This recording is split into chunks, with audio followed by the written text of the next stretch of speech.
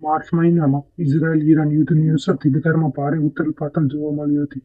નાણાકીય વર્ષ 2025 અને 2026ના અંતિમ ટ્રેડિંગ સેશનમાં મુખ્ય સૂચકાંકો 2% વધુ ઘટીને બંધ રહ્યા હતા. આખા વર્ષ દરમિયાન સેન્સેક્સમાં 8.01% અને નિફ્ટીમાં 5.3%નો ઘટાડો નોંધાયો હતો. પાછલા નાણાકીય વર્ષ 2024-25માં સેન્સેક્સ 5.10 અને નિફ્ટી 5.33નું સકારાત્મક વળતર આપ્યું હતું, પરંતુ આ વર્ષે બંને સૂચકાંકો નેગેટિવ રહ્યા હતા, જે કોવિડ-19 મહામારી પછી પ્રથમ વખત બન્યું છે. 2019-20માં સેન્સેક્સ 23.8% અને નિફ્ટી 29.3% સુધી ઘટ્યા હતા. જોકે આ વર્ષે મિડ કેપ શેરોમાં થોડું સારું પ્રદર્શન જોવા મળ્યું હતું.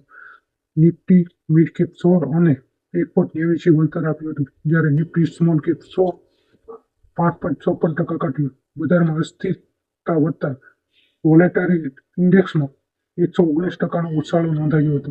આ